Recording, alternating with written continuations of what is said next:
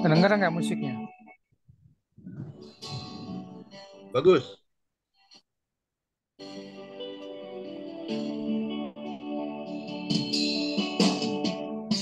Ku tak dapat lupakan kebaikan yang ku terima, pengorbanan yang mulia, jadikan ku berharga. Kau tulus menerima aku apa adanya, kekuatan kasih-Mu nyata memulihkan hidupku. Kau bukan Tuhan yang Desan, melihat suara rupa, double Pak Desan. Kau bukan Tuhan yang memandang harta. Hati hamba yang selalu Kau cari, biar Kau temukan di dalamku.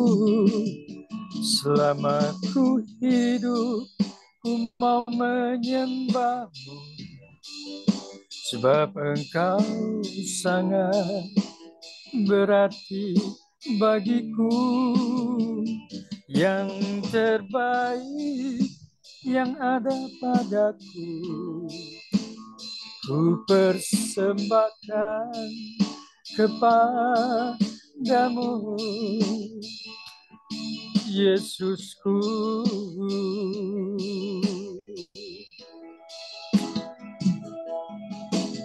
Kau tulus menerima aku apa adanya, kekuatan kasih-Mu nyata memulihkan hidupku. Kau bukan Tuhan yang melihat rupa, Kau bukan Tuhan yang memandang harta. Hati hamba yang selalu Kau cari, biar Kau temukan di dalamku. Selama ku hidup, ku mau menyembah, selama Kau sangat berarti bagiku. Yang terbaik yang ada padaku, ku persembahkan kepadamu. Bukan yang melihat rupa, Kau bukan Tuhan yang memandang harta. Hati hamba yang selalu Kau cari, biar Kau temukan di dalamku. Selama ku hidup, ku mau menyembah-Mu, sebab Engkau sangat berarti bagiku. Yang terbaik yang ada padaku, ku persembahkan kepadamu, Yesusku.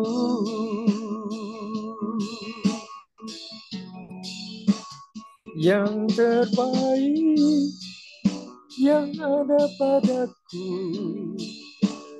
ku persembahkan kepadamu, Yesusku.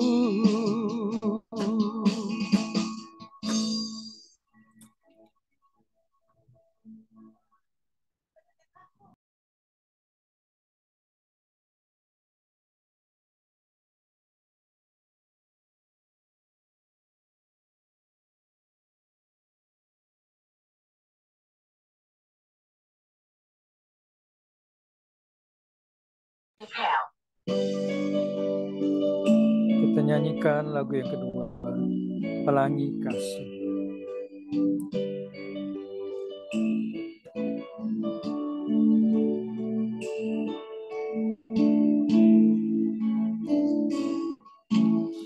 Apa yang ku alami kini mungkin tak dapat engkau mengerti.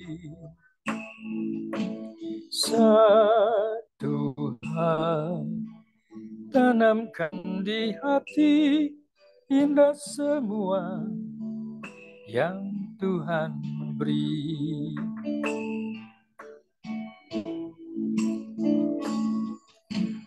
Tuhanmu tak akan memberi ular beracun pada yang minta roti. Cobaan yang engkau alami tak melebihi kekuatanmu. Tangan Tuhan sedang merendam suatu karya yang agung mulia. Saatnya kan tiba nanti, kau lihat pelangi kasih-Nya.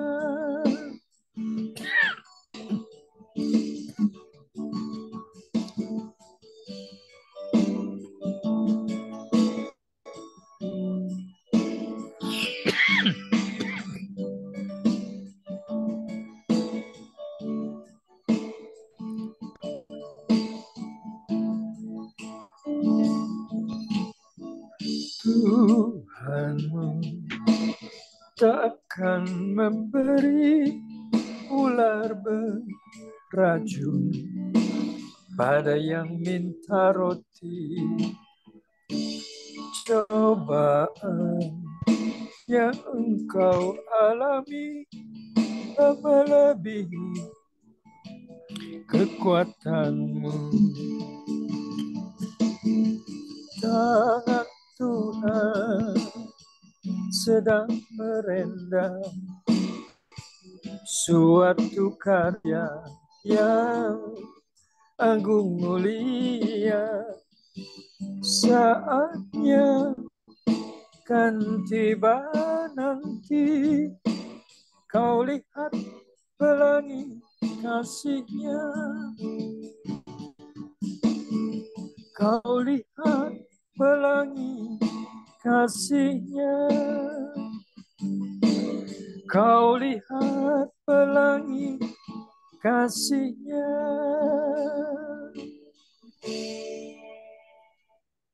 Ya, saya persilakan hambanya Pak Pendeta Hendra Winanta untuk buka doa pembukaan. Silakan. Oke, kita doa ya. Bapa kami yang bertata dalam surga, Tuhan, terima kasih pada sore hari ini menjelang malam, Tuhan. Engkau usir segala kuasa kegelapan dan roh-roh jahat yang mengganggunya. Hamba-Mu tolak hancurkan dalam nama Yesus. Biar kami boleh duduk diam mendengarkan firman-Mu. Juga hamba-Mu yang akan menyampaikan firman-Mu. Kau urapi ya Bapak. Terima kasih atas kasih karunia-Mu. Kau juga berkati kami semuanya Tuhan. Dalam nama Yesus, haleluya, amin. Amin. Amin. Kita nyanyikan sebuah lagu, Tuhan tidak pernah gagal.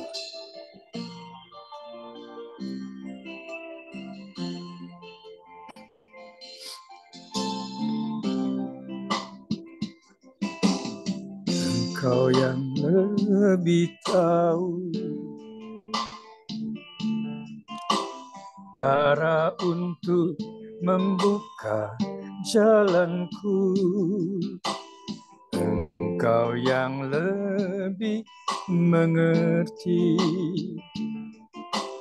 cara untuk menolong hidupku. percaya Kau Tuhan yang tak pernah gagal, menjadikanku lebih dari pemenang. Ku percaya Kau Tuhan yang tak pernah lalai, menanti janji-janjimu.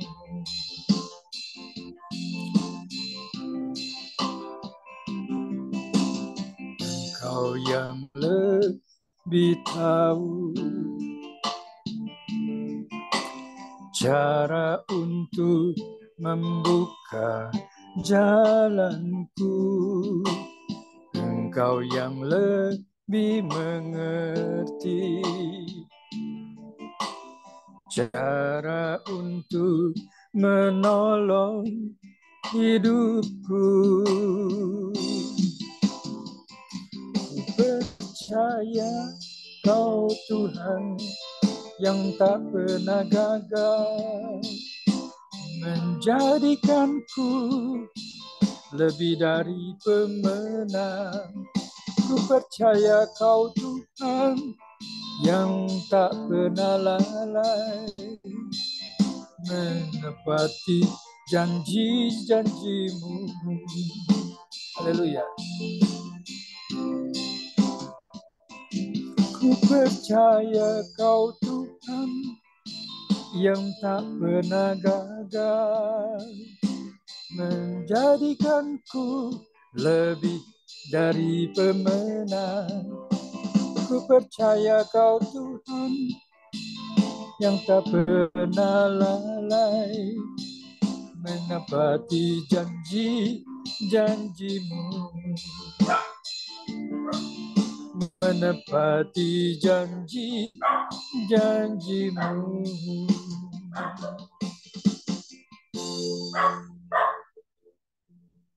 Ya, sebelum kita mendengarkan firman Tuhan, kita angkat lagi sebuah lagu yang terakhir. Lagu Mengampuni. Mungkin saat ini kita masih ada luka batin ya terhadap seseorang, maka lagu ini mengajak kita untuk mengampuni. Karena itulah yang Tuhan inginkan, agar supaya kita boleh memperoleh kelegaan di dalam hati kita. Kita menyanyikan lagu ini, Mengampuni.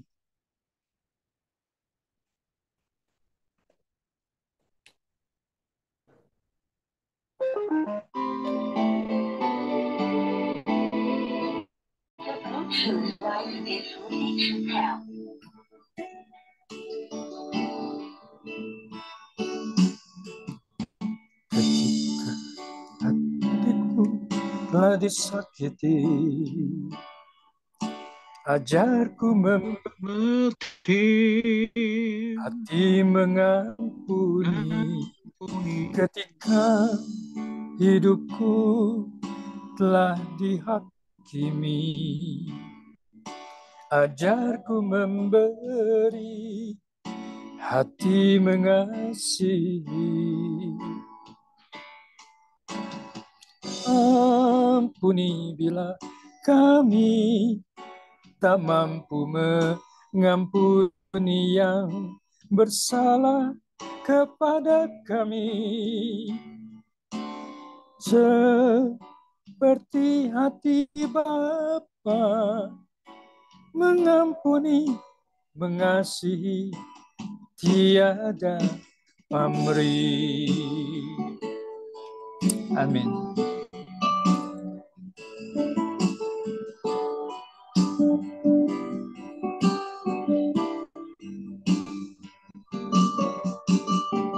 Ketika hatiku telah disakiti, ajarku memberi, hati mengampuni. Ketika hidupku telah dihakimi, ajarku memberi, hati mengasihi.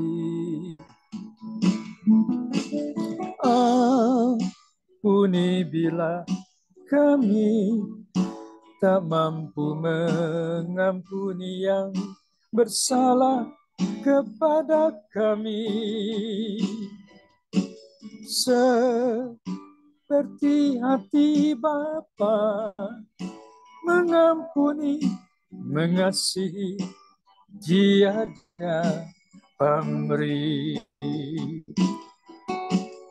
Ampuni bila tetap mengampuni yang bersalah kepada kami, seperti hati Bapa mengampuni, mengasihi,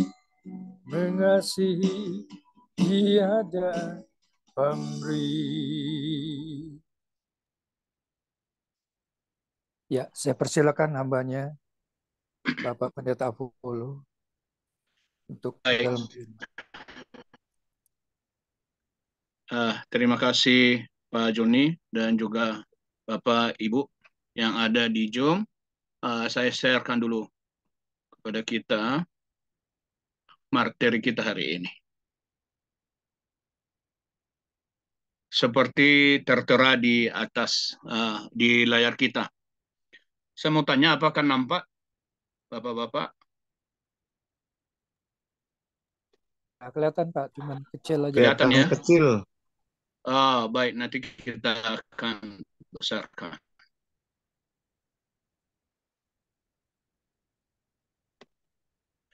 Baik, sebelumnya kita berdoa. Mari kita satu dalam doa. Bapa yang ada dalam sorga, melalui Zoom meeting ini, lewat layar laptop, lewat layar HP kami berkumpul bersama dengan hamba-hambamu untuk kembali bersekutu bersama, beribadah pada sore hari menjelang malam nanti. Oleh karena itu Tuhan, kami sudah menyembah Engkau di dalam dan kebenaran. Dan pada saat ini kami haus dan lapar akan kebenaran firman-Mu. Kiranya Engkau memberkati sharing kebenaran firman-Mu pada sore hari ini. Engkau memberkati semua peralatan yang kami pakai. Engkau memberkati udara, Engkau memberkati internet kami, memberkati semua fasilitas yang kami pakai, listrik. Tuhan tolong. Hindarkan dari segala kendala-kendala. Biarlah kami dapat menikmati hadirat Tuhan, mengajar kebenaran firman Tuhan pada saat ini. Bimbing hamba secara khusus, urapi dengan kuasa Roh Kudus-Mu, karena hamba hanya sebagai Allah dalam tangan-Mu. Dalam nama-Mu Tuhan Yesus, kami memohon urapan kuasa Roh Kudus-Mu. Amin.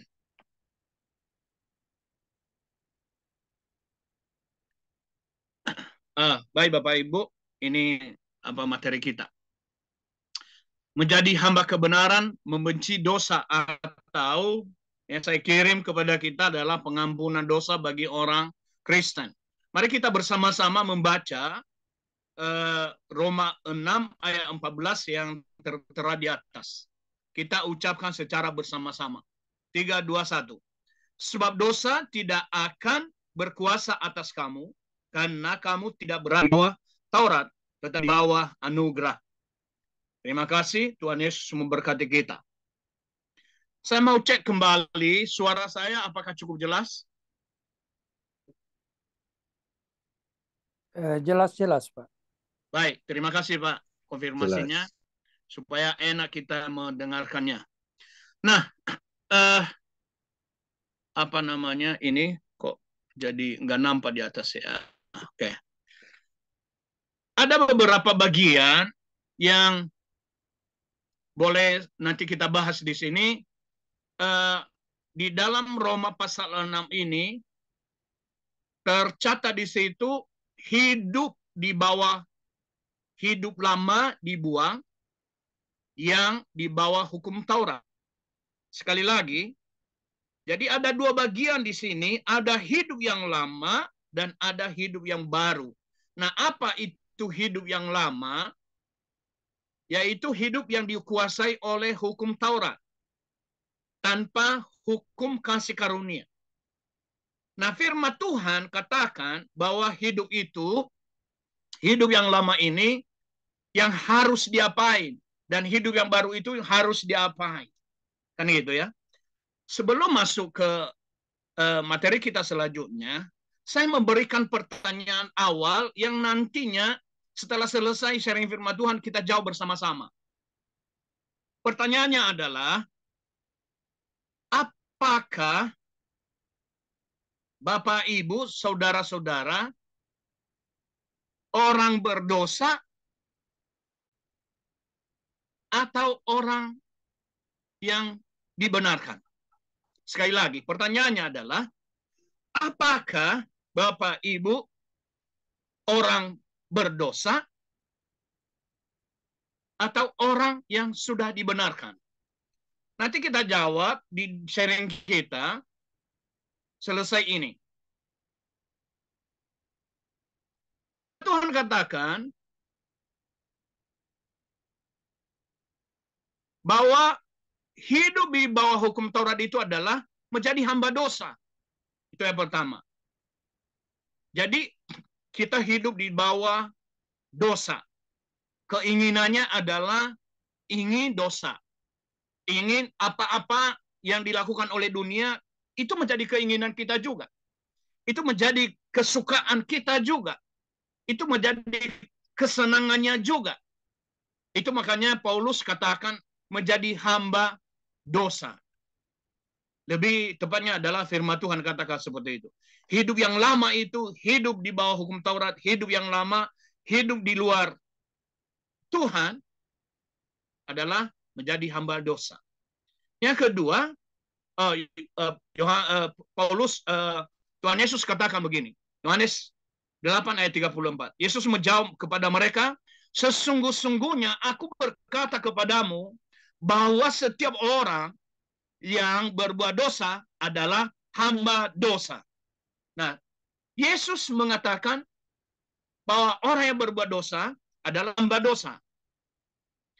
Persoalannya, pertanyaan kedua, dosa yang dimasukkan oleh Yesus apa? Dosa yang dimasukkan oleh Yesus apa? Kan gitu ya. Kita lanjutkan. Karena dia hamba dosa, maka dia mentaati dosa yang membawa kepada kematian. Itu. Jadi udah jelas, kalau dia memperhambakan hidupnya, dirinya kepada dosa, maka dia taat kepada dosa itu. Yang membawa kepada kematian. Roma 6 ayat 18. Tidakkah kamu mengetahui, sekali lagi Bapak Ibu supaya jangan bingung, ayat yang saya bacakan ini Indonesia Literal Translation. Jadi ikuti saja di dalam Alkitabnya masing-masing, nggak ada masalah. Saya ulang sekali lagi, Roma 6 ayat 16.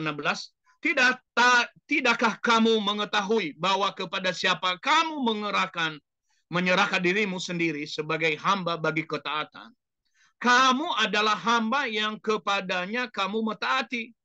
Apakah itu dosa kepada kematian atau ketaatan kepada karan? Jadi hanya dua hal. Dua hal itu yang mau diingatkan kepada kita pada sore hari ini. Mau jadi hamba dosa atau jadi hamba kebenaran.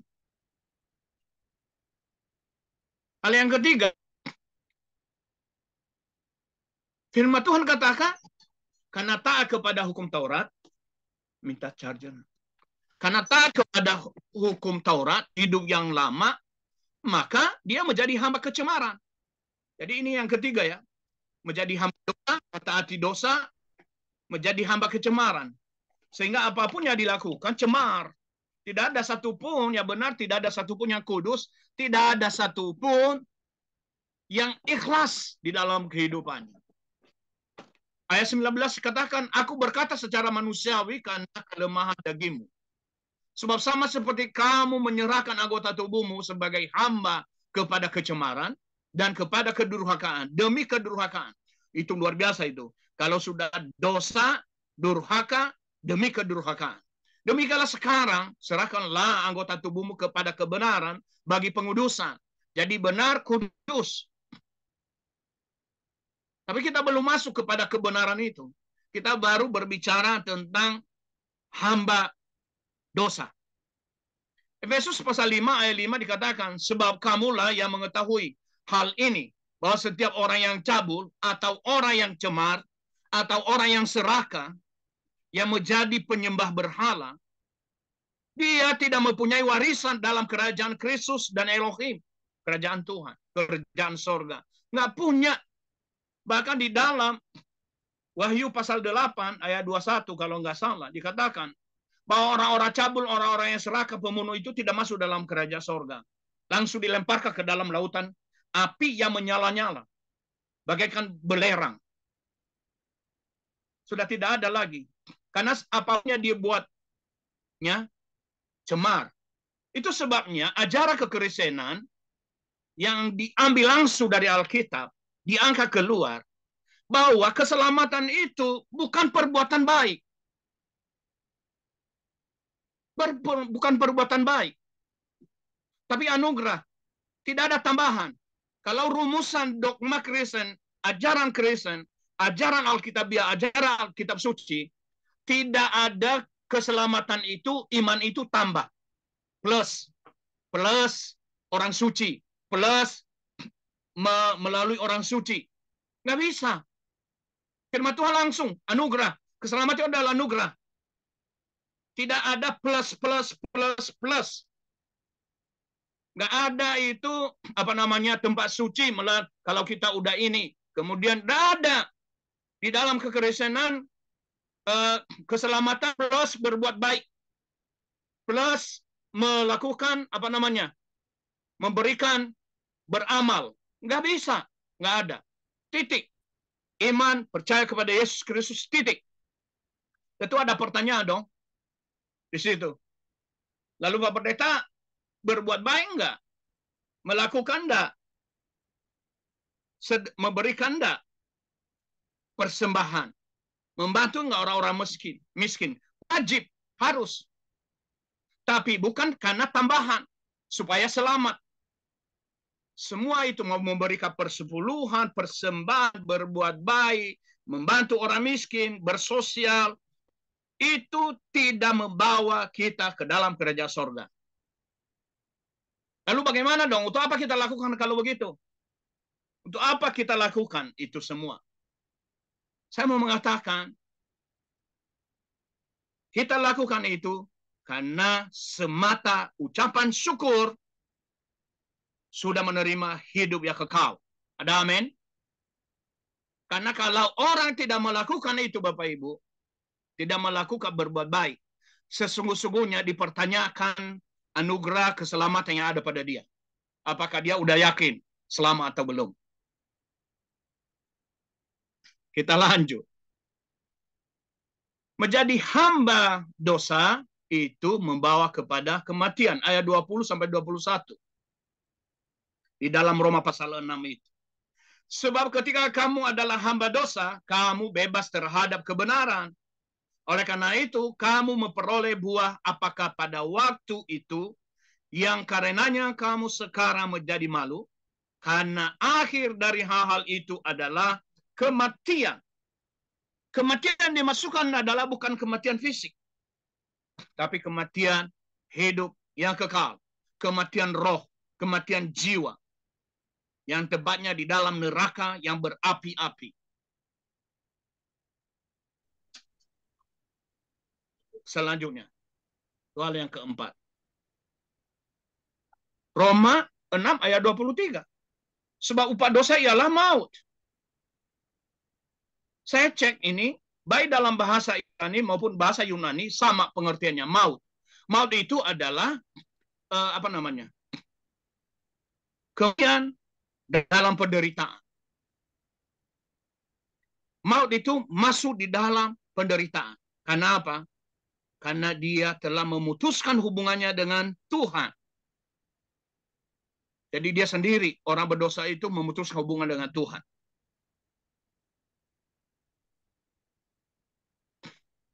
Hati manusia yang gelap itu, yang belum diselamatkan itu, hati manusia yang belum hidup dalam hidup kekal, hati manusia yang hidup di dalam dosa, yaitu ini dia. Gelap, egois. Egois. Makanya kalau kita ketemu dengan teman, sahabat kita, nggak bisa tersinggung, nggak bisa diganggu. Pokoknya dia harus menang. Dia harus di atasnya. Nggak ada ketendukan, nggak ada kelemah lembutan.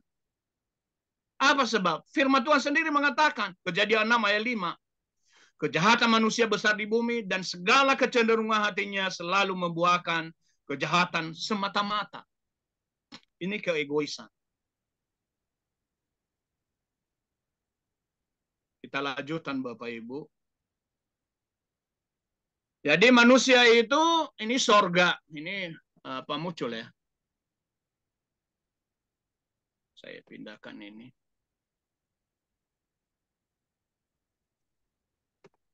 Sorga. Terus Tuhan ingin mau mencari manusia, berhubungan dengan manusia, tapi manusia memotong hubungannya dengan Tuhan, memutuskan hubungannya dengan Tuhan. Kenapa? Karena keegoisan tadi, karena ingin dia hidup sendiri.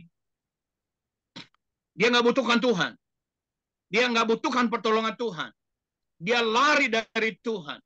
Dia menjauhkan diri dari Tuhan. Bukan Tuhan yang menjauhkan diri dari dia. Makanya lagu kita pernah dengarkan, bapak-bapak khususnya di zaman 80-an, 90-an. Engkau jauh, aku jauh. Engkau dekat, aku dekat.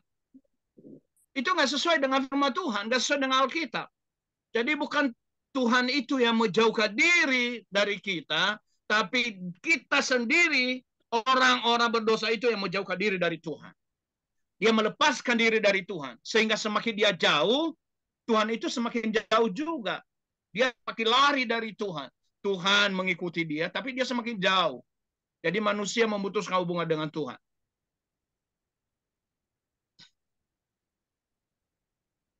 Seperti gambar ini. Sebentar, nggak keluar dia. Saya tidak mau bergaul dengan Tuhan lagi. Saya nggak mau. Untuk apa Tuhan? Aku bisa hidup sendiri. Manusia putuskan hubungannya dengan Tuhan. Dan setelah manusia memutuskan hubungannya dengan Tuhan, dia jauh dari Tuhan, dan kekuatannya lama-kelamaan hilang. Nggak berdaya. Nggak bisa berbuat apa-apa. Dia tidak mampu untuk kembali menyelamatkan dirinya. Dia nggak mampu untuk menyambungkan hubungannya dengan Tuhan. Tapi Bapa Sorgawi punya belas kasihan.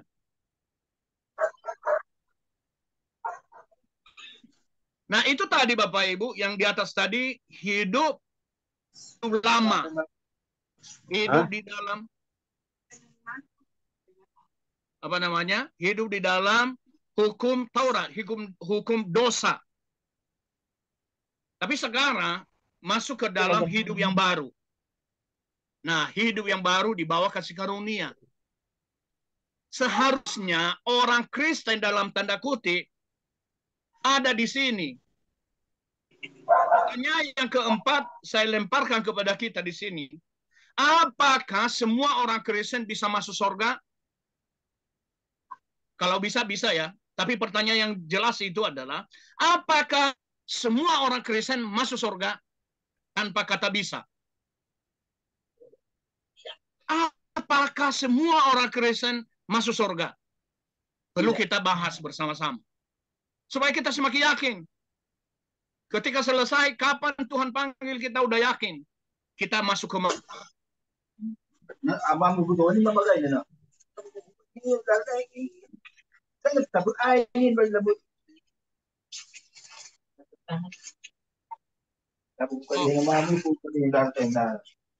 Saya agak terganggu sedikit ya.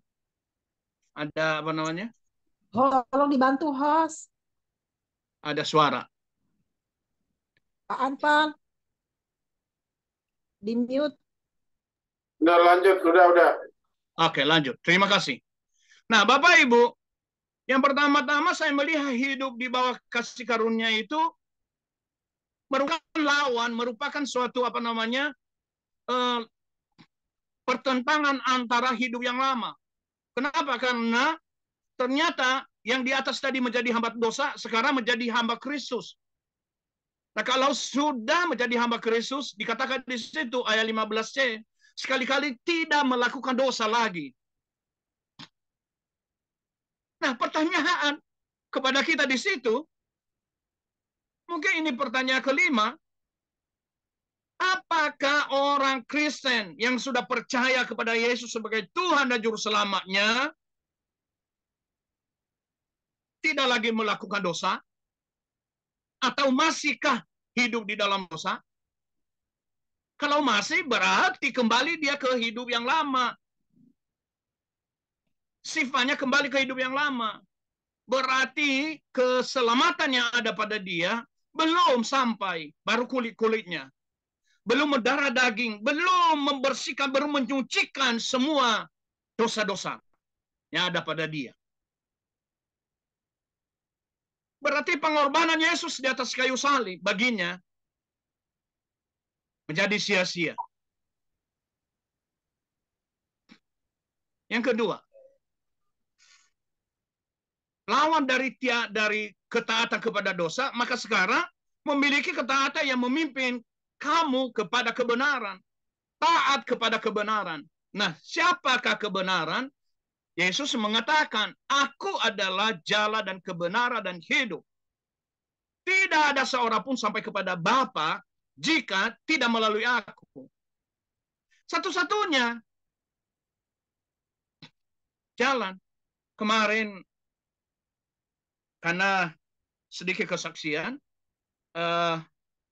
baru mulai pelan-pelan sehat setelah teman-teman patungan berdoa lewat grup ini untuk saya. Saya mengalami 3 hal gangguan di kesehatan, hipertensi ada, kemudian asam lambung yang tinggi, dan itu mengakibatkan ada radang di tenggorokan. Sehingga setiap selama 3 hari 2 malam saya nginap di rumah sakit, dan setelah itu dikontrol ulang, berobat jalan, ya Bapak Ibu. Nah, kemarin karena udah lama ini saya bawa kendaraan untuk dicuci di tempat cucian. Saya ketemu dengan seorang dokter. Dan dokter ini adalah, maaf, dia adalah Katolik. Beliau adalah, ibu ini adalah Katolik. Dia bertanya, Bapak, ibu siapa? Saya bilang, saya pendeta. Kemudian beliau katakan, beda kita ya Pak ya. Saya bilang, bedanya di mana? Dia bilang, kalau kami kepada Maria baru kepada Yesus. Ini kesaksiannya loh ya, yang jelaskan ini. Kepada Maria, lalu Yesus. Oh ya Bu ya, saya cuma mendengarkan. Oh gitu ya. Iya, kalau di Kristen kan nggak ada yang seperti itu. Saya bilang begini, Bu, kalau kita Kristen menghormati dan mengagumi Maria. Kenapa? Dia adalah ibu dari Sang Juru Selamat. Namanya Yesus. Kita kagumi dan kita hormati, dan kita itu dicatat di dalam Alkitab dan dicatat di dalam sejarah. Tapi tidak lebih tinggi, bahkan tidak sama, ya, tidak lebih tinggi hormat kami, ketundukan kami kepada Maria dibanding dengan Yesus, karena dia adalah di atas segala-galanya. Apa dasarnya? Karena Maria pun mengakui Yesus adalah Tuhan dan Juru Selamat secara pribadi. Jadi kita akui, baik secara sejarah maupun secara teologi, ya, kita akui bahwa Maria pernah dipakai oleh Tuhan dan pernah melahirkan namanya Yesus. Oh iya, dia bilang, oh iya Pak ya. Ya baru saya dengarkan ini. Tanpa saya harus mempersoalkan pemahamannya. Terus dia tanya, apa bedanya lagi, Pak? Saya bilang ada bedanya. Bedanya kita adalah Alkitab. Kalau Katolik, jumlah kitab sucinya adalah 75 kitab. Kalau yang Kristen, 66. Nah, Bapak Ibu, di situ ada beda. Walaupun kita sama-sama mengenal Yesus, sama-sama mengenal Bapa, sama-sama kita mengakui yang namanya, saya beberapa waktu yang lalu, saya mengikuti teman-teman berdiskusi tentang Tritunggal. Itu nggak bisa dibahas di dalam grup WA tentang Tritunggal itu. Itu harus face to face, muka ke muka. Lalu kemudian buka sama-sama Alkitab. Kan gitu ya. Jadi di sini ada perbedaan, tapi tidak perlu kita persoalkan, tidak perlu kita menghakimi. Kita pegang kebenaran sesuai dengan firman Tuhan. Nah, memiliki ketaatan kepada kebenaran, satu-satunya kebenaran, karena hanya Yesus yang mengatakan di seluruh dunia, semua nabi, ada 40 nabi di dalam Alkitab, yang menulis Alkitab, yang berbicara tentang nama Tuhan, menyampaikan kebenaran. Mereka tidak mengatakan, akulah kebenaran. Hanya satu-satunya. Yesus mengatakan, aku ada kebenaran dan hidup. Hidup itu berbicara tentang Chaim. Nah, Chaim itu Bapak Ibu, itu Chaim hidup kekal. Nah, hidup yang kekal yang dimasukkan adalah bukan sekedar nanti sampai di surga baru hidup kekal. Tapi yang disampaikan oleh Yesus, aku adalah Chaim, hidup ketika engkau menerima aku sebagai Tuhan dan Juru Selamat pada saat ini. Secara pribadi, engkau masuk di dalam aku dan aku masuk di dalam kamu. Dan firmanku ada di dalam kamu dan kamu ada dalam firmanku. Kamu memperoleh hidup yang kekal. Sekarang ini juga. Kecuali engkau memutuskan hubungan tadi dengan Tuhan. Itu Chaim yang dimasukkan oleh Yesus. Jadi bukan nanti keselamatan hidup kekal itu bukan. Tapi mulai dari sekarang, sudah mulai dari sekarang ada hidup kekal. Kita harus sadari, kita harus mengerti, kita harus paham, kita harus meyakini mendarah daging kita bahwa sekarang kalau aku mati hari ini, besok, kapan saja, 10 tahun lagi, 20 tahun lagi, 50 tahun lagi, aku masuk surga. Tidak ada, tidak ada tawar-menawar. Yang poin ketiga. Ini yang saya katakan tadi, mentaati pengajaran firman Tuhan. Bukan yang lain-lain. Kata Petrus maupun Paulus mengatakan bukan dongeng moyang, bukan. Bukan dongeng-dongeng yang disampaikan oleh nenek moyang kita, bukan tradisi, bukan. Bukan kebiasaan, bukan. Bukan liturgisnya, bukan. Liturgis itu di dalam gereja mana saja, itu hanya suatu sarana mendekatkan kita untuk ada keteraturan di dalam kita beribadah. Supaya ada tertib acaranya ada di situ. Itu. Tapi firman Tuhan. Makanya ketika Yesus mengajarkan, nggak mengajarkan Talmud, nggak mengajarkan kebiasaan, tapi dia langsung berbicara ketika di perahu, ketika di bukit, ketika di Danau Galilea, ketika di sinagoga, dia menyampaikan kebenaran firman Tuhan. Dan itu diteruskan oleh para rasul-rasul.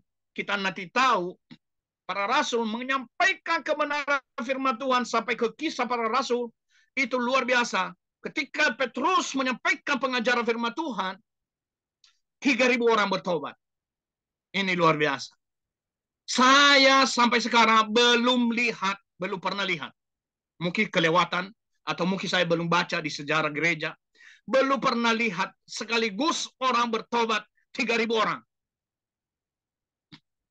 3.000 orang.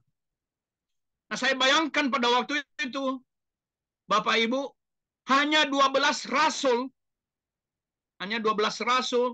kemudian ditambah dengan katakanlah 7 diakon, ya, 12 berarti ya kurang lebih lah 30 orang para hamba-hamba Tuhan pada waktu. Itu bagaimana caranya membaptis 3.000 orang sekaligus? Gimana caranya? Tidak mungkin. Tidak mungkin satu persatu bisa dibaptis mereka. Berapa hari baru selesai baptisan itu? Saya bayangkan, ini baru pikiran saya, mungkin setelah bertobat mereka 3.000 orang ini bertobat, Petrus suruh mereka pergi ke Sungai Yordan dan langsung tenggelamkan diri masing-masing ke dalam. Lalu Petrus mengatakan, aku membaptis sekali dalam nama Bapa, Anak dan Roh Kudus. Terimalah keselamatan hidup kekal. Keluar mereka dari air. Luar biasa. Itu bayangan saya seperti itu. Pengajaran firman Tuhan, Bapak Ibu. Yang keempat, kalau sudah nomor 1 menjadi hamba Kristus, memiliki ketaatan, memimpin kamu kepada kebenaran, pengajaran, mentaati pengajaran firman Tuhan, maka yakin dan percaya, merdeka dari dosa. Sehingga ketika ketemu dosa, jijik. Ketika ketemu dosa, menjauhkan diri. Kenapa? Sudah muak. Sudah tidak mau lagi. Sudah tidak mau lagi bohong-bohong kecil-kecil. Sudah nggak mau lagi tipu-tipu kecil-kecil. Nggak ada lagi istilah mencuri untuk berbuat baik, berbohong untuk kebaikan. Nggak ada lagi. Yesus mengatakan, atau sering saya katakan, Yesus HaMashiach mengajarkan, katakanlah ya atau tidak. Lebih daripada itu adalah milik si jahat. Jadi merdeka, bebas. Saya bebas. Saya kalau pergi ke pasar, bebas. Saya memberitakan Injil. Pergi ke counter HP, beritakan Injil. Saya pergi ke Roxy, anak saya di samping saya, kaget dia. Ternyata saya sudah memberitakan Injil kepada orang yang semua karyawan yang ada atau sales yang ada di counter itu, dan mereka mendengarkan firman Tuhan. Mereka betul-betul mendengarkan firman Tuhan. Kita giring mereka secara pelan-pelan.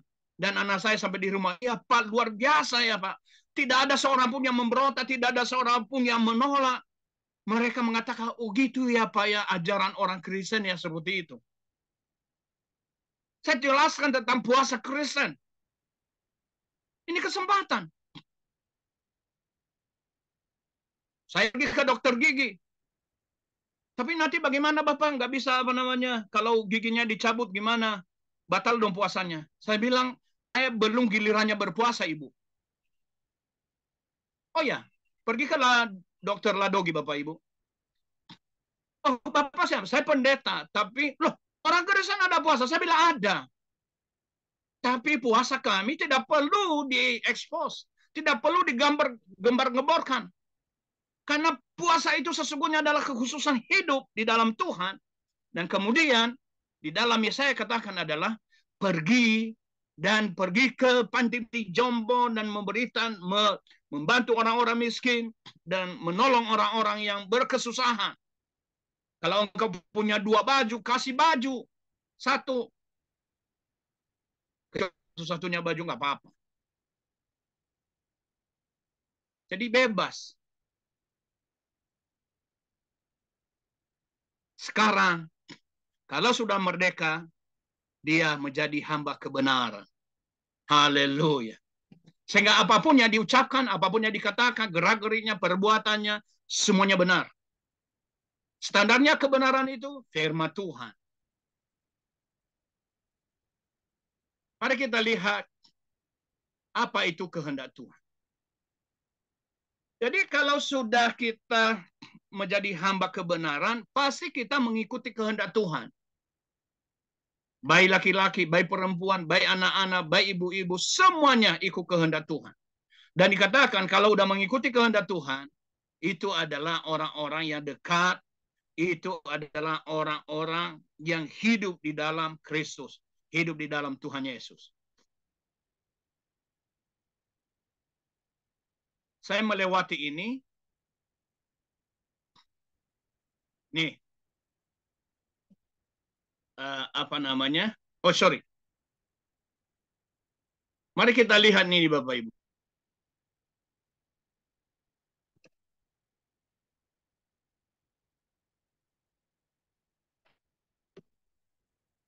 Pada saat keselamatan, Yesus masuk ke dalam hati orang dengan terangnya. Boleh saya minta tolong salah seorang di antara kita membuka Wahyu pasal 3 ayat 20. Wahyu pasal 3 ayat 20. Boleh, silakan Pak. Siapa yang bisa membantu untuk membacanya?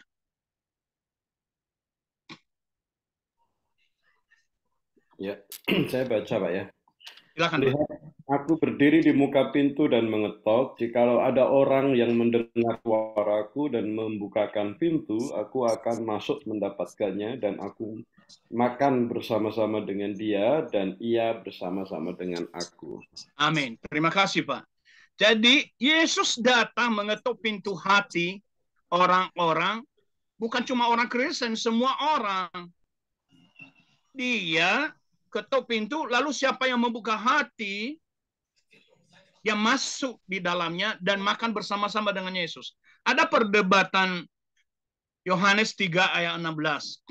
Ada yang mengatakan begini, para hamba Tuhan, oh semua orang akan diselamatkan. Buktinya itu Yohanes 3 ayat 16. Tapi ada yang mempertahankan tidak semua orang selamat, hanya orang-orang yang dipilih. Lalu posisi saya di situ di mana? Saya mau mengatakan semua orang juga dipilih oleh Yesus untuk diselamatkan. Tapi tidak semua orang mau diselamatkan.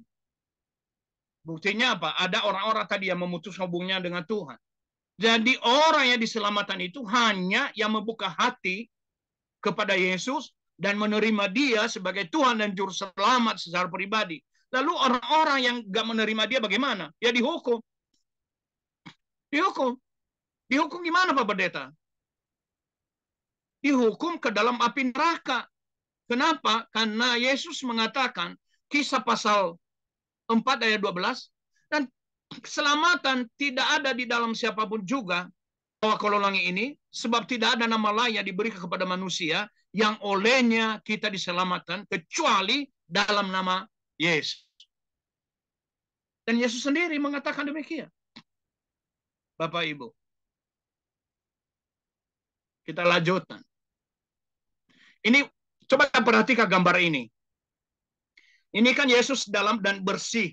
Katakanlah ini gambar hati putih. Putih bersih. Tapi mari kita lihat orang Kristen yang masih duniawi.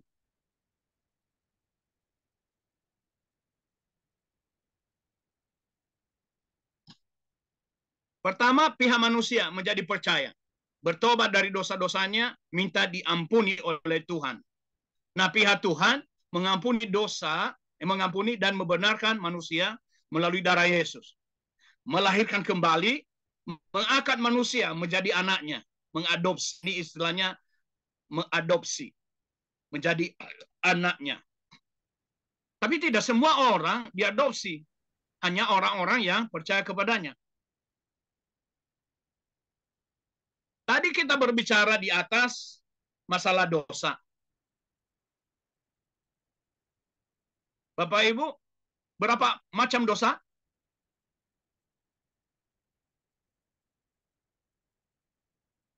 Di atas ada 2 macam.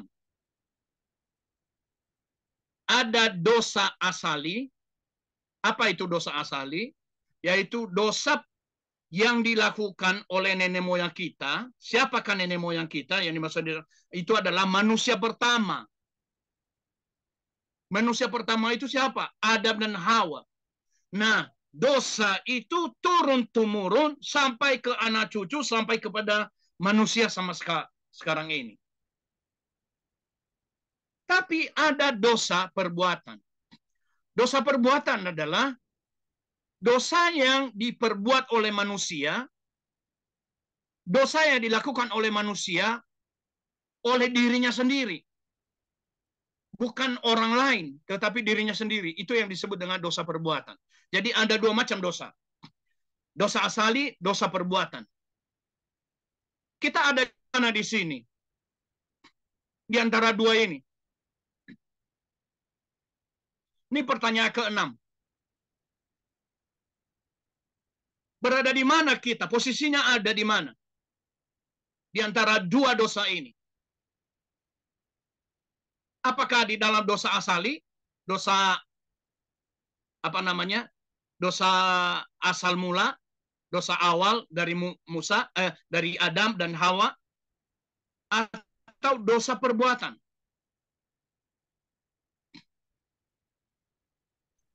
Saya sering prihatin dengan, mohon maaf, beberapa rekan hamba Tuhan yang beritakan firman Tuhan di mimbar, lalu khotbah dengan gagah, lalu sebelum khotbah berdoa. Ya Bapa di dalam surga, ampunilah kami orang-orang berdosa ini. Saya prihatin dengan kalimat itu. Saya juga bukan sok. Tapi saya mau mengatakan, seorang hamba Tuhan masih berdosa firman Tuhan, gimana ya? Kalau belum bersih hidup, lalu kemudian kita memberitakan dengan gagah kebenaran firman Tuhan, menurut saya secara pribadi, lebih baik saya nggak usah memberitakannya. Kalau saya masih merasa orang berdosa.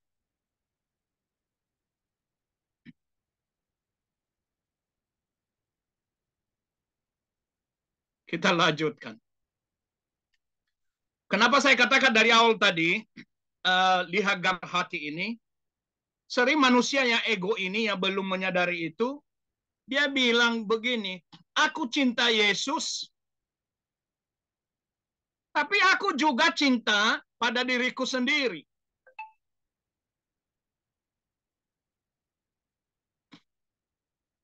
Boleh kita baca Yakobus pasal 1 ayat 8. Boleh minta tolong Pak Sutarjo ya.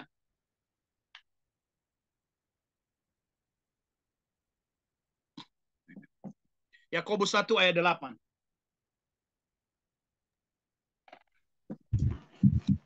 Yakobus 1 ayat yang ke-8.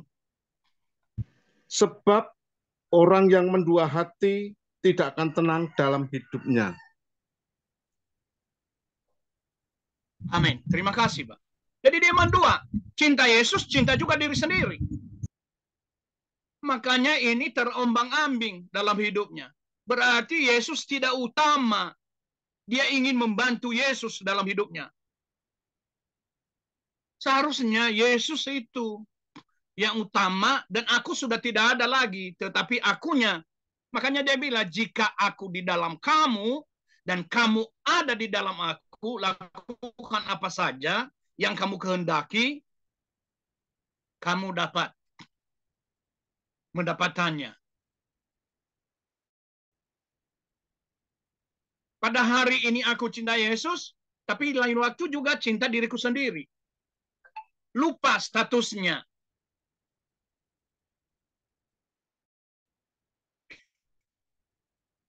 Saya lanjutkan. Pada saat keselamatan Yesus masuk ke dalam tadi di atas, nggak ada lagi akunya. Putih bersih. Pokoknya semua Yesus yang mengendalikan hidup. Apa-apa Yesus yang berkuasa. Rohnya yang berkuasa dalam hidup kita. Nggak ada lagi ego. Kalau udah aku di dalam dan Yesus di dalam, kadang-kadang waktu tersinggung, udah langsung deh. Waktu tersakiti, udah langsung ingin balas. Waktu dihina, merasa terjolimi. Waktu dianiaya, merasa sangat terpuruk. Tapi Yesus mengatakan, berbahagialah kamu jika karena namaku kamu difitnah dan dilemparkan segala yang jahat kepadamu. Nah, oleh karena itu saya mau mengatakan bahwa orang percaya itu prosesnya tahap demi tahap, semakin lama semakin naik, semakin sampai kepada puncak. Dan akhirnya berlakulah dalam hidup kita Matius pasal 5 ayat 48. Hendaklah engkau sempurna karena aku adalah sempurna. Hendaklah kamu kudus karena aku kudus. Sehingga sampai nanti di pintu rumah Bapa di sorga, tidak ada lagi pertanyaan bagi malaikat. Sudahkah kamu bersih? Mengapa engkau, hai pendeta Avolo, namamu? Mungkin dia nggak kenal pendeta ya, karena nama waktu baptiskan Avolo baru. Hai Avolo baru, mengapa engkau kuizinkan masuk ke dalam kerajaan sorga di rumah Bapakku? Ya, hanya satu jawab sebetulnya, hanya satu jawaban. Karena Yesus penyelamat yang telah menebus segala dosa-dosaku, menyucikan hidupku, sehingga aku layak, karena dia jalan keselamatan bagiku. Tegas dan jelas, dia bilang silakan masuk. Masuk. Dan nikmatilah segala kebahagiaan kekal itu. Haleluya. Kalau udah Yesus yang berkuasa dalam hidup kita, maka Roh Kudus itu bagaikan dinamis. Wah, meledak. Tidak ada lagi tempat bagi dosa-dosa, tidak ada lagi tempat bagi murka, tidak ada lagi tempat dalam segala hal yang kotor. Diledakannya, pat. Dan menjadi terang. Terang benderang.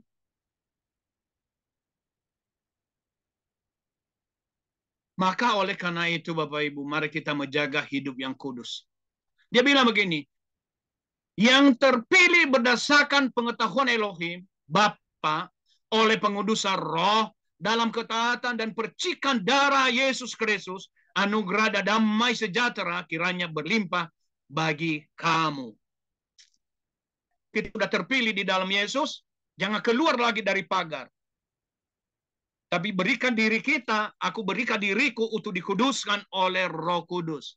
Kenapa? Karena Roh Kudus itu yang mengajar. Mengajar, mengingatkan, jangan melakukan itu. Tidak boleh seperti itu. Yang benar seperti ini. Ingat, ada kebenaran, ada Yesus dalam hidupmu. Dan itu Roh Kudus bekerja seperti itu.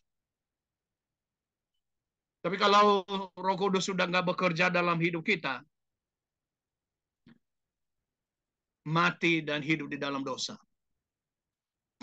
Saya nggak membaca ini ayat ini, kita lanjutkan. Kenapa? Karena karakter dan buah orang yang belum dikuduskan dan orang yang sudah dikuduskan, ini orang yang belum dikuduskan.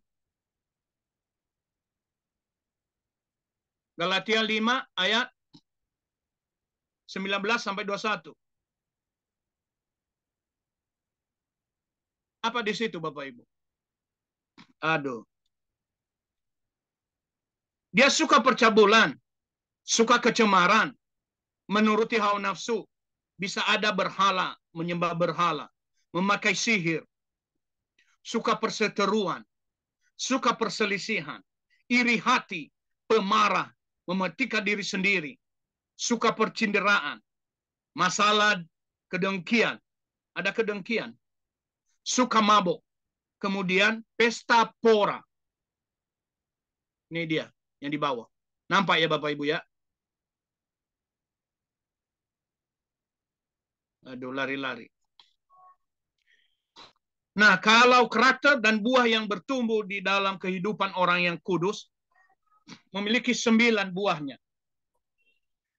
Ada kasihnya, ada damai sejahtera, ada kasih, ada sukacita, ada damai sejahtera dalam hidupnya, memiliki kesabaran, ada kemurahan, ada kebaikan. Di sini sebetulnya itu tadi memberi kebaikan, ada kesetiaan, ada kelemah lembutan. Yesus mengatakan, marilah kepadaku hai kamu yang letih lesu dan berbeban berat. Pikulah aku yang kupasan dan belajarlah kepadaku karena aku lemah lembut dan rendah hati. Dan beban yang kuberikan kepadamu ringan. Ringan kalau bersama-sama Yesus. Kemudian Yang terakhir adalah menguasai diri. Jadi ada tangga-tangga itu, semakin kita naik ke tangga-tangga kehidupan rohani, semakin kita lebih baik dan semakin bertumbuh, semakin enak hidup itu. Bukan karena kita berlimpah secara materi, tapi berlimpah secara roh. Wah, itu sukacitanya akan melimpah-limpah. Itu luar biasa. Saya alami itu. Sangat luar biasa. Jadi buah roh itu bukan berkata-kata. Bukan berkata-kata bahasa-bahasa yang lain. Tapi di sini dikatakan buah roh itu adalah kasih. Akhirnya kasih adalah mengasihi dua arah. Mengasihi Tuhan dengan segenap hati, segenap akal budi. Itu dan mengasihi sesama manusia seperti diri sendiri. Disitulah tercakup seluruh hukum Taurat dan kitab para nabi. Matius 22 ayat 37 sampai 40. Itu Bapak Ibu. Kasih. Sukacita itu adalah bukan kata-kata, bukan kalimat, bukan rumusan, bukan definisi, tapi adalah luapan hati. Sekalipun dia kekurangan, sekalipun nggak ada makanan, minuman, seperti apa namanya, ratapan berkata, seperti Habakuk berkata, sekalipun lembu sapi kandang domba sudah tidak anggur tidak berbuah, tidak menghasilkan buah, tapi aku tetap bersukacita di dalam Tuhan. Kenapa? Karena ada Tuhan di dalamnya. Itu Habakuk. Ada kesabaran. Kesabaran muncul bukan juga definisi, bukan juga kata-kata. Kesabaran itu nampak ketika ada orang yang membuat kita kesal, membuat kita marah, pengen marah. Tapi ada timbul sabar.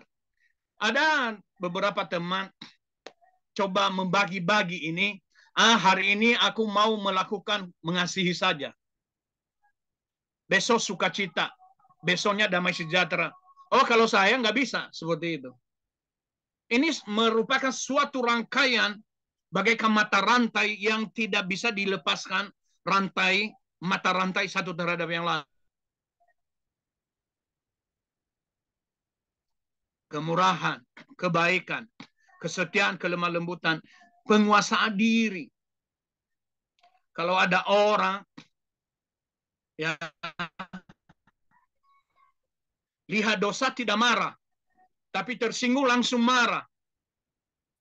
Ini dia belum menguasai diri. Salah satu makna puasa itu, kalau menurut saya, adalah menguasai diri. Tidak menjolimi orang lain.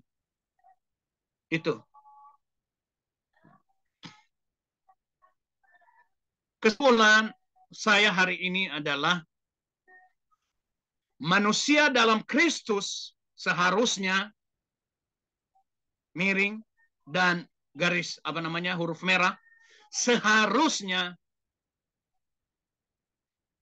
maka saya mau mengatakan harus itu ya, tidak berbuat dosa lagi. Jadi kalau saya hilangkan semua kata depan dan kantang sandangnya, maka saya mau mengatakan begini, manusia dalam Kristus ini terlalu ekstrim. Dan harus memang begitu. Manusia dalam Kristus harus tidak berbuat dosa lagi.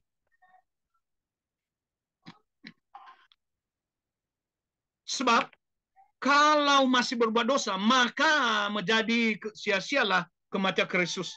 Maka sekarang, sebab kematiannya adalah kematian terhadap dosa, satu kali dan utuh selamanya. Jadi kalau masih berbuat dosa, berarti masih hidup dalam hidup yang lama, masih hidup dalam hukum yang lama, belum hidup di dalam hukum kebenaran. Karena kita tahu bahwa Kristus sesudah bangkit dari antara orang mati, tidak mati lagi. Maut tidak berkuasa lagi atas dia. Orang yang berbuat dosa, sudah dibaptis, sudah hidup baru, berbuat dosa. Di dalam Ibrani dikatakan, bagi dia telah menyalibkan Yesus Kristus untuk kedua kalinya. Dan firman Tuhan katakan, Yesus tidak pernah disalib 2 kali. Tapi dia coba berani menyalibkan dalam dirinya Yesus kedua kalinya. Luar biasa. Firman Tuhan ini menggetarkan hati, menggoncangkan jiwa, mengikat iman, menguatkan kehidupannya kekal. Karena setiap orang tetap tinggal di dalam dosa, di dalam dia tidak berbuat dosa. Setiap orang yang berbuat dosa, dia tidak melihat dia, bahkan tidak mengenalnya. Berarti orang-orang ini tidak mengenal Tuhan. Perlu kita perkenalkan kepada mereka. Roma 6 ayat 22. Namun sekarang sesudah dibebaskan dari dosa dan setelah diperhamba oleh Elohim, kamu memperoleh buah bagi pengudusanmu, dan akhirnya ialah, kita ucapkan bersama-sama, hidup yang kekal. Tuhan Yesus memberkati. Amin.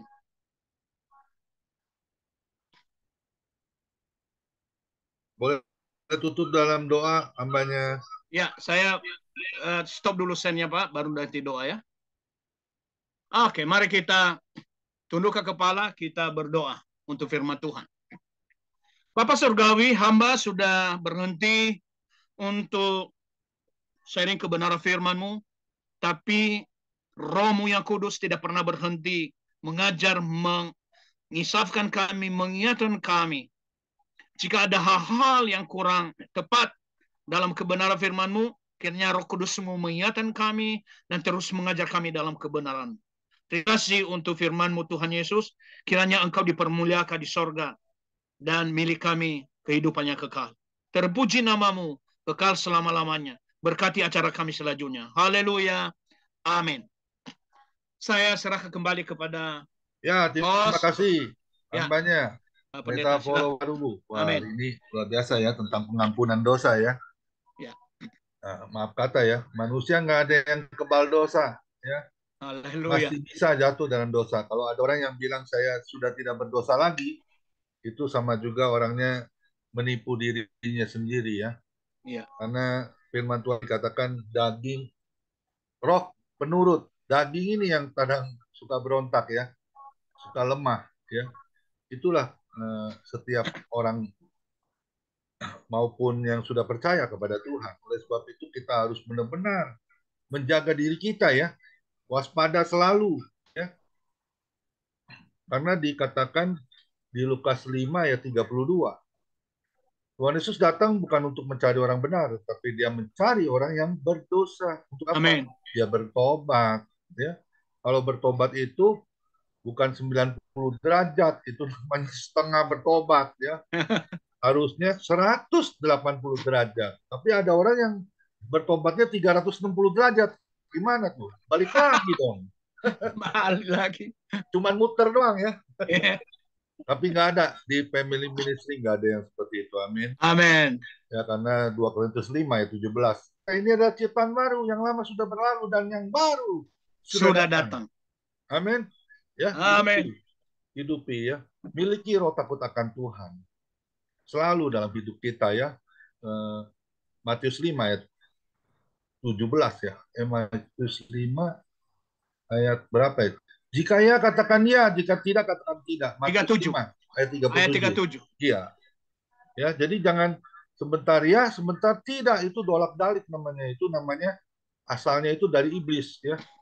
Suka maaf kata ya, berdolak-dalik, berdusta ya, omdo ya, bahaya ya sebagai anak Tuhan. Hari ini kita belajar ya tentang hal pengampunan dosa, dan Tuhan Yesus itu sudah mengampuni dosa kita, dan kita tidak boleh lagi bermain dengan dosa yang sama, berbalik ya, melihat di satu sisi Enakan dulu ya hidup ya, berbuat dosa nggak apa-apa katanya. Nah itu nggak boleh yang seperti itu. Kalau kita sudah jadi anak Tuhan, kita harus menjauhi segala dosa apapun, yang kecil apapun kita tidak boleh lagi bermain. Amin. Terima kasih hari ini luar biasa ya, teguran buat kita semua ya.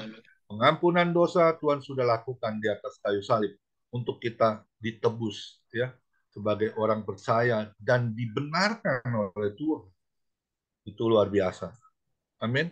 Bahkan Amin. di Matius 22 ayat 14 kita ini bukan hanya terpanggil, tetapi kita jadi orang pilihan Tuhan. Terima kasih untuk hambanya, Pendeta Apollo Waru yang sudah memberkati kita semua. Boleh tampilkan ibadah besok, Pendeta Dirikson. Nanti doa syafaat Ibu Lydia Jumali ya. Nah, besok kita akan dilayani oleh Pendeta Lukman Manik ya. Temanya perintah atau janji Allah mana yang kita pilih. Ya, kita akan diberkati firman Tuhan besok oleh hambanya Pendeta Manik dan kita hari ini sudah diberkati oleh Pendeta Apollo Waru. Tuhan Yesus memberkati. Silakan satu pujian sebelum doa syafaat Ibu Lydia Jumali. Ya, terima kasih buat firman Tuhan.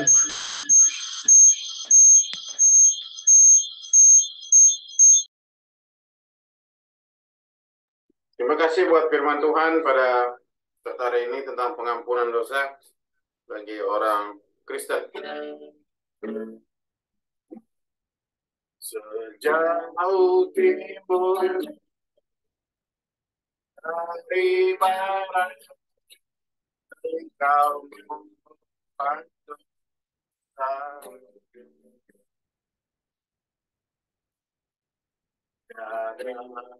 Kau ingat lagi belangkah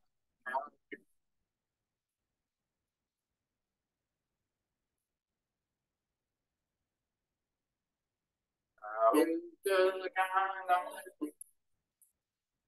kubirlah kau lemparkan dosa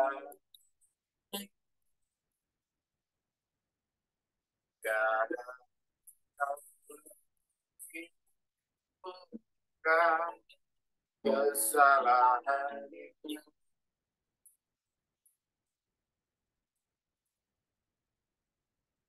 apa besar kasih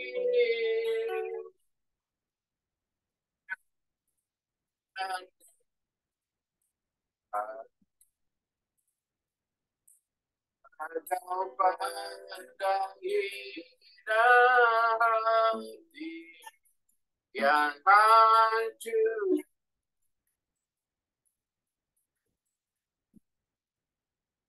ku berterima kasih kepada yang pengampunan yang kau berikan pun.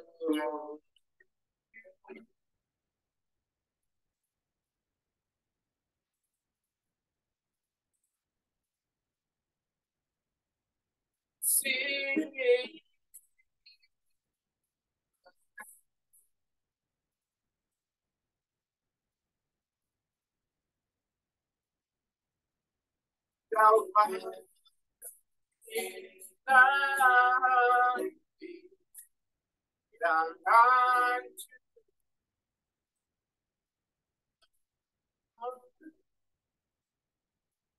menerima kasih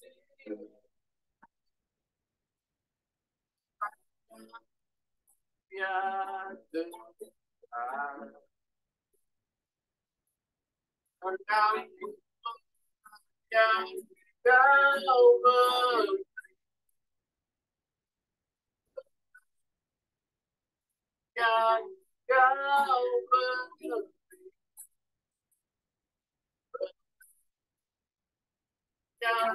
kau